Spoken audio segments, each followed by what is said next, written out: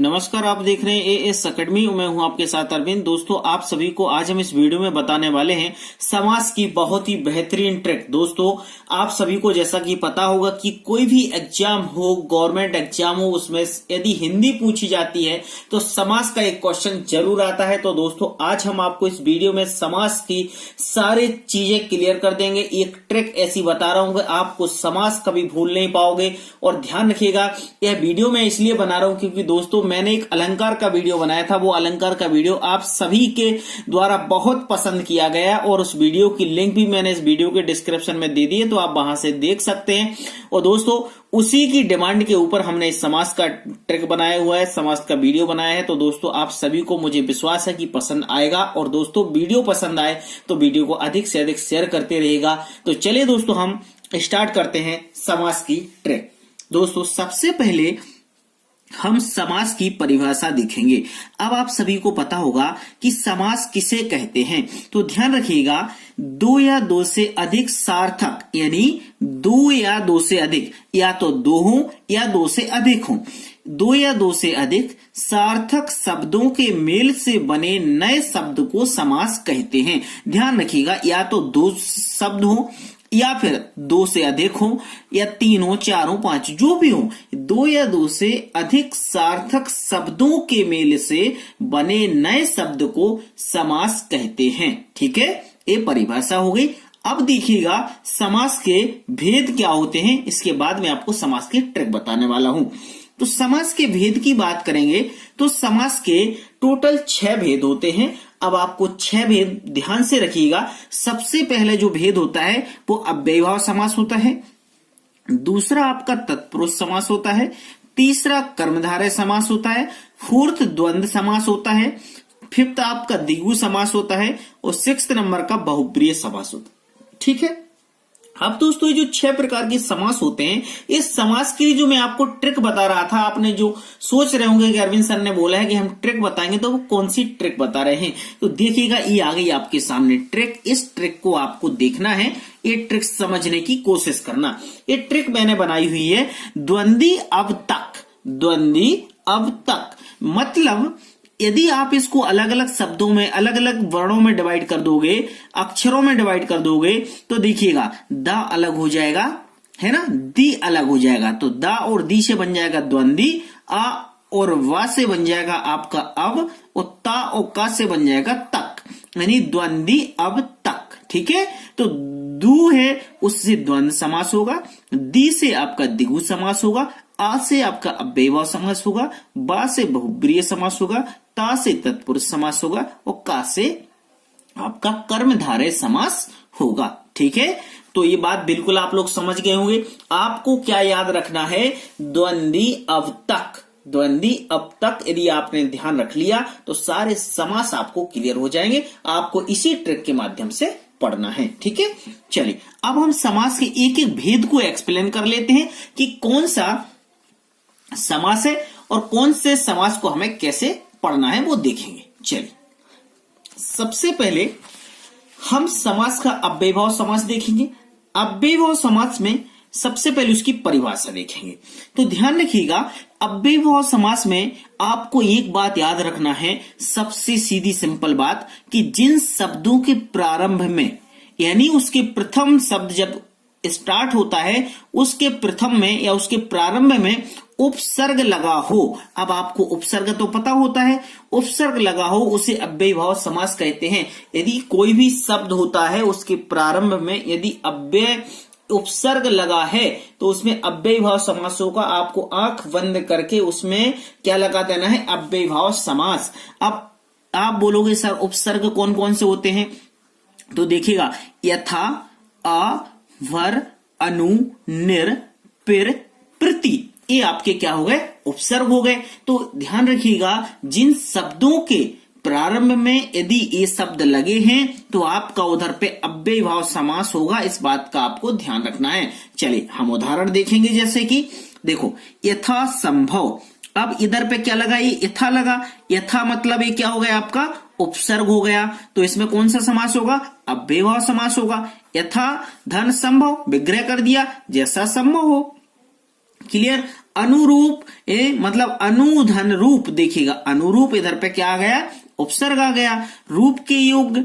Next है अजन्म यानी अधन जन्म, तो देखिएगा आ क्या हो गया आपका, उपसर्ग हो गया, जन्म से लेकर प्रतिदिन, प्रतिदिन में आपका प्रति क्या हो गया, उपसर्ग हो गया, और प्रतिधन दिन बराबर प्रत्येक दिन। तो ठीक है, देखो आपको यथा मिला, आ मिला, अनु मिला, निर मिला, या आप यदि दूसरा बना देते भर पेट, जैसे आप बना दो भर पेट, तो आपका क्या बन जाएगा, इसमें भर क्या हो जाएगा, आपका उपसर्ग हो जाएगा, और इसका भर धन पेट हो जाएगा। ठीक है, तो ये आपके उदाहरण हो गए।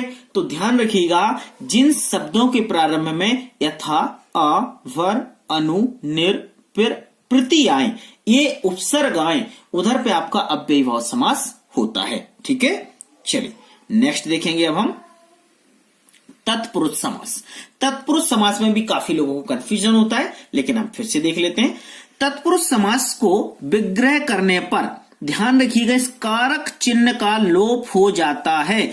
आपको जिस समास को विग्रह करो और उसमें कारक चिन्ह का लोप हो जाए, उधर पे आंख बंद करके आप तत्पुरुष समास पर बिल्कुल टिक लगा दो। लेकिन ध्यान रखिएगा, कारक चिन्ह पता होना चाहिए आपको। तो कारक चिन्ह कौन से होंगे, कारक चिन्ह आपके का, की, को, के, लिए, में, पर, से आदि। जैसे कहते हैं कर्ता ने कर्म को करण से, का, की, के लिए, संप्रदान से, अपादान से, मान, जो भी ऐसा, तो का, की, को, के लिए, में, पर, से, ये शब्द आते हैं। इन शब्दों का लोप हो जाता है, उधर पे क्या होता है, हमारा तत्पुरुष समास होता है। जैसे यश प्राप्त, यानी विग्रह करेंगे तो यश को प्राप्त, अब इधर पे यश को प्राप्त, देखो को आ गया, मतलब यश प्राप्त, इसमें देखो क्या हुआ, का, को लोप हो गया, मतलब को क्या है, कारक है, इस कारक का लोप हो गया। तो जहां पर विग्रह करने पर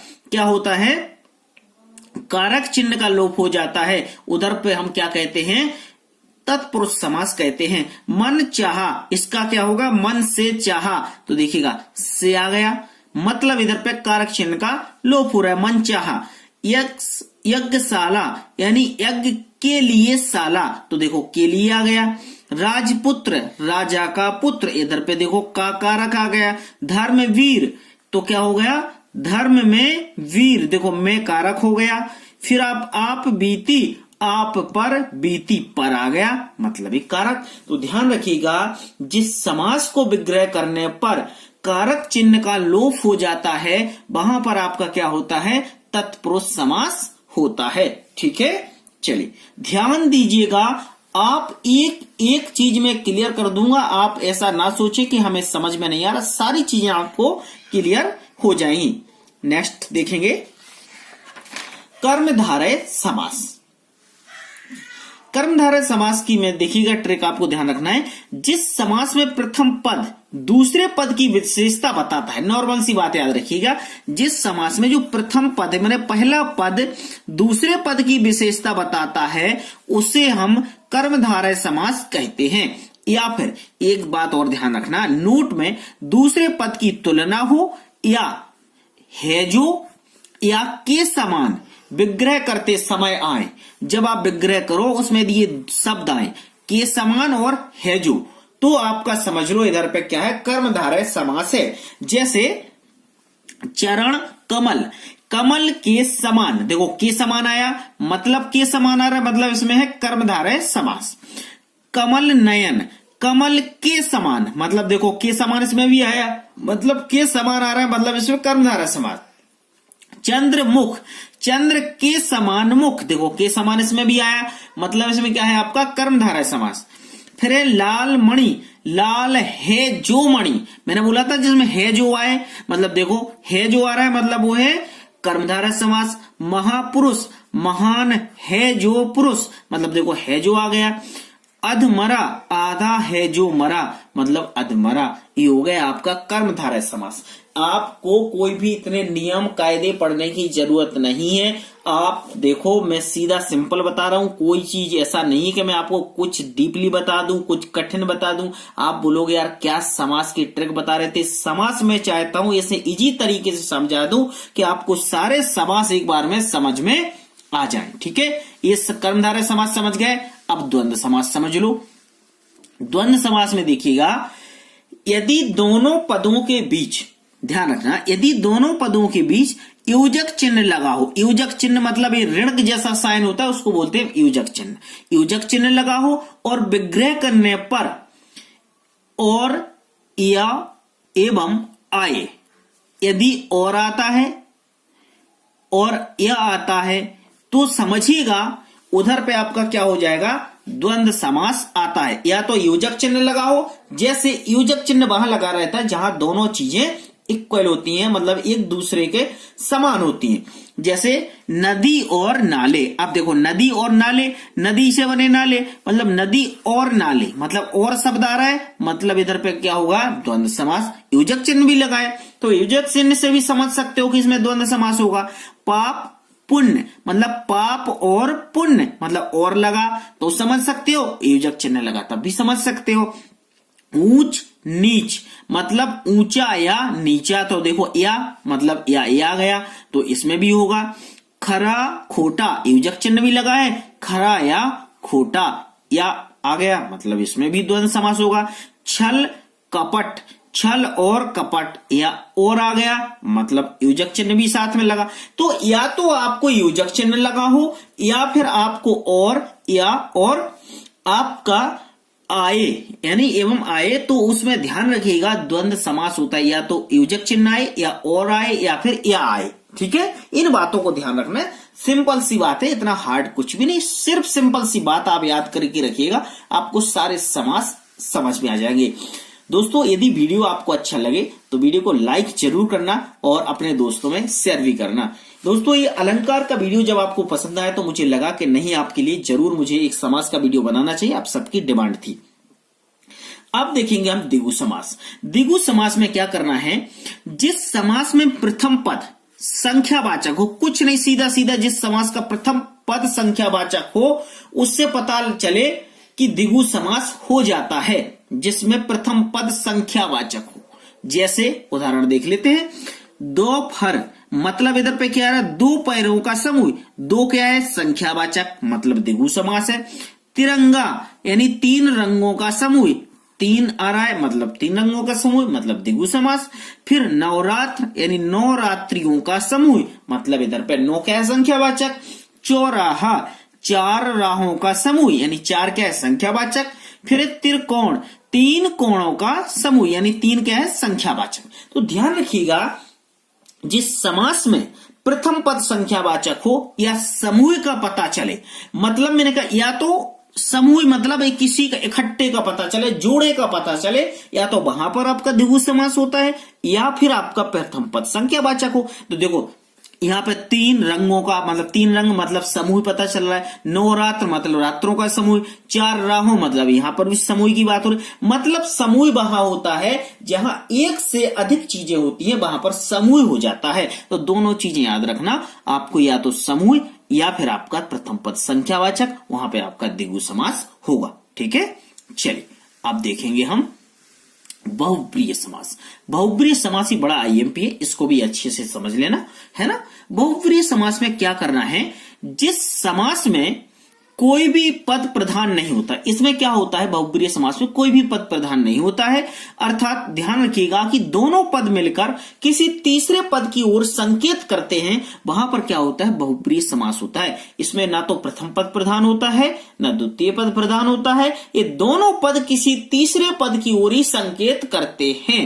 ठीक है, इसमें एक नोट ध्यान रखिएगा, अधिकतर ध्यान रखना, इसमें देवी देवताओं के जो भगवान के नाम से रिलेटेड होता है उसमें अधिकतर बहुप्रिय समास होता है, मतलब इसमें भगवान के नाम ज्यादा आते हैं। ठीक है, जहां भगवान के नाम ज्यादा आए मतलब बात समझिए, वहां पर क्या है, आपका बहुप्रिय समास है। ठीक है, चलिए उदाहरण देखते हैं। उदाहरण देखिएगा आप, जैसे लिखा है घनश्याम मतलब भगवान की बात हो रही। घन के समान श्याम है जो, अर्थात कृष्ण, मतलब भगवान श्री कृष्ण को घनश्याम कहा जाता है। ठीक है, तो देखो जहां कृष्ण की बात आ गई वहां पर आपका बहुब्रीहि समास। लंबोदर, लंबा है उदर जिसका गणेश, मतलब गणेश भगवान की बात हो रही, मतलब बहुब्रीहि समास। गंगाधर, गंगा को धारण करने वाला, अर्थात शिव, भगवान शिव गंगा को धारण किए हैं इसलिए इनका नाम है गंगाधर, तो मतलब इसमें भी होगा बहुब्रीहि समास। दशानन, 10 है आनन जिसके, मतलब 10 शीश है जिसके, अर्थात रावण। ठीक है, मृत्युंजय, मृत्यु को जीतने वाला, यानी शंकर भगवान शिव की बात हो रही। तो ध्यान रखिएगा जहां पर भगवान की बात हो उधर पे अधिकतर आपका बहुब्रीहि समास होता है। ठीक है दोस्तों, ये वीडियो हमने समास का पढ़ लिया है। अब मैं आपसे कुछ भी नहीं कहूंगा, है ना, ये नहीं बोलूंगा कि आप चैनल को सब्सक्राइब कर लो। ये चैनल आपका है, आपको सब्सक्राइब करना है और आपका दिल करे तो इस वीडियो को शेयर भी करना, क्योंकि समास का जो ट्रिक था वो हमने बता दिया। इस समास के बहुत ही इजी लैंग्वेज में हमने बताने की कोशिश की। यदि यह वीडियो आपको अच्छा लगे तो वीडियो को लाइक करें, शेयर करें और चैनल पर न्यू हैं तो चैनल को सब्सक्राइब जरूर करें। और दोस्तों, अलंकार जो आपको पसंद आया, आप सभी ने अलंकार के वीडियो को इतना प्यार दिया, इसलिए आप सभी का बहुत बहुत धन्यवाद। और उस अलंकार के वीडियो की ट्रिक, उसकी जो लिंक है मैं इस वीडियो के डिस्क्रिप्शन में दे दूंगा, तो आप वहां से अलंकार की ट्रिक भी देख सकते हैं। थैंक यू, शुभ रात्रि, गुड नाइट।